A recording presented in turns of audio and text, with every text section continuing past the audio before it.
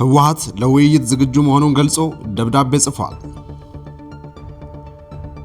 በአሜሪካ መንግስት ላይ በተደረገ ጫና ይፋ የሆነው የጄፍሪ ኤፕስታይን ፋይል ከኢትዮጵያ ጋር የተያያዙ አነጋጋሪ መረጃዎችን ይዞ ወጥቷል። በጠለምትና ራያ አዳዲስ መረጃዎች ሌተናል ጀነራል ታደሰ ወረደ መግለጫ ሰጥተዋል። ክቡራትና ክቡራን አድማጮቼ እየተከታተላችሁን ስለሆነ እጅግ አድርጌ አመሰግናለሁ። በቀጣይነት ወደ ዝርዝር መረጃዎች አልፋለሁ። ለዚህ ቻናል አዲስ የሆናችሁ ሰብስክራይብ በማድረግ ቤተሰብ ይሁኑ። ለሌሎች ሰዎች እንዲዳረስም ሼር እያደረጋችሁ ላኩላቸው። ህወሓት ትናንት ጥር 23 2018 ዓ.ም የፓርቲው ሊቀመንበር ዶክተር ደብረጽዮን ገብረሚካኤል ፊርማና ማህተም ያረፈበትን ደብዳቤ ለአፍሪካ ህብረት ኮሚሽን ሊቀመንበር ለክቡር መሐሙድ አሊ የሱፍ ጽፏል። ደብዳቤው ኮሚሽኑ ከአንድ ቀን በፊት በሰሜን ኢትዮጵያ ስላገረሸው ጦርነት ላወጣው መግለጫ የተሰጠ ግብረ መልስ ነው። ህወሓት በደብዳቤው እንዳለው እንግዲህ ለአካታችና ውጤት ተኮር ውይይት ዝግጁ ነን ብሏል።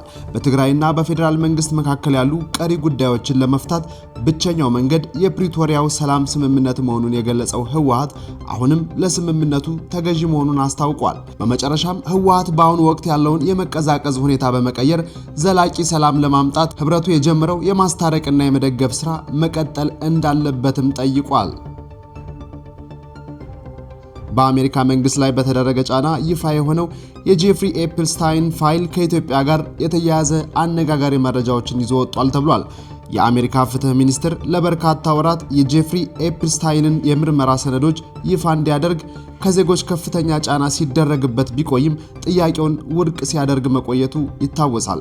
ይሁን እንጂ ጫናው እየበረታ በመምጣቱ ሚኒስትሩ ትናንት ከ3 ሚሊዮን በላይ ገጾችን የያዘው የኤፕስታይን ምርመራ ይፋ አድርጓል። ይህ የምርመራ ፋይል የቀድሞ የአሜሪካ ፕሬዝዳንቶችን፣ ታዋቂ ግለሰቦችንና ባለሀብቶችን ስም ዝርዝር ከመያዙም በላይ ግለሰቡ ኤፕስታይን ከኢትዮጵያ ጋር በተያያዘ ሲያደርጋቸው የነበሩ ውይይቶችንና ከጠቅላይ ሚኒስትር አብይ አህመድ እንዲሁም ከተቃዋሚ አመራሮች ጋር የነበረውን ግንኙነት የሚጠቁሙ መረጃዎችን ይዟል። ላብነት ያህል የጄፍሪ ኤፕስታይን እንደ አውሮፓውያን አቆጣጠር ጁላይ 28 ቀን 2018 ከኢትዮጵያና ከኤርትራ መሪዎች ጋር መወያየቱን የሚያሳይ የኢሜል ልውውጥ አንዱ የማስረጃ አካል እንደሆነም ተነግሯል። በዚህ ውይይት ሁለቱም ሀገራት ከቻይና ጋር ያላቸውን ግንኙነት እንዲያቋርጡ ኤፕስታይን ማዘዙን፣ መሪዎቹም በሐሳቡ መስማማታቸውና ሁለቱ ሀገራት በሂደት አንድ ሊሆኑ እንደሚችሉ የተገለጸበት መረጃ ተገኝቷል። በሌላ በኩል የአሁኑ የትምህርት ሚኒስትርና የቀድሞ የግንቦት 7 ሊቀመንበር ፕሮፌሰር ብርሃኑ ነጋ የኮሌጅ ትምህርታቸውን እንዲከታተሉ በኤፕስታይን ስፖንሰር ተደርገው እንደነበር ፋይሉ ይጠቅሳል። በተጨማሪም እንደ አውሮፓውያን አቆጣጠር በ2009 ኤፕስታይን ብርሃኑ ነጋን በኢትዮጵያ ውስጥ ለሚካሄድ አመጽ እንደ መሳሪያ ስለመጠቀም ሲወያይ እንደነበርና የሚያሳዩ መረጃዎች መውጣታቸውንም ተመልክቷል።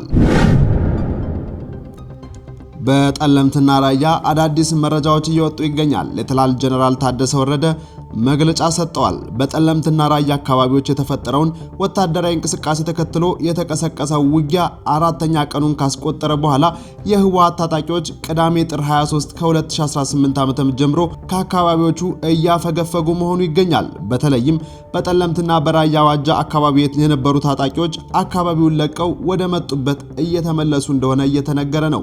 ከዚህ ወታደራዊ እንቅስቃሴ ጋር በተያያዘ የትግራይ ክልል ጊዜያዊ አስተዳደር ፕሬዝዳንት ሌተናል ጀነራል ታደሰ ወረደ ለትግራይ ቴሌቪዥን በሰጡት ማብራሪያ በሰላምና በውይይት የሚመለስ ጥያቄ እንጂ በጦርነት የሚመለስ ጥያቄ የለም ብለን እናምናለን ብለዋል።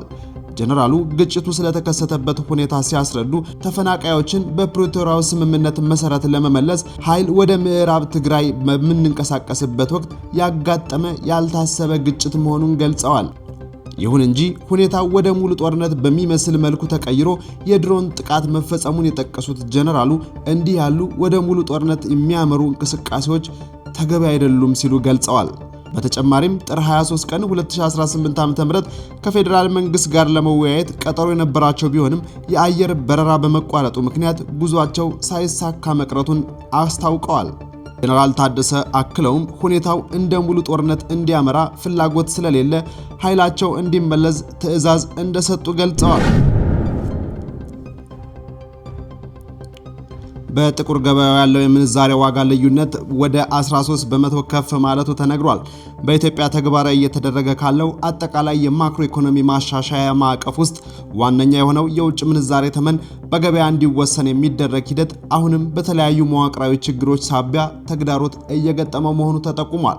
በተለይም በባንኮችና በትይዩ ገበያ ወይም የጥቁር ገበያ መካከል ያለው ልዩነት በቅርብ ሳምንታት ውስጥ ወደ 13 በመቶ ከፍ ማለቱ ተመለክቷል።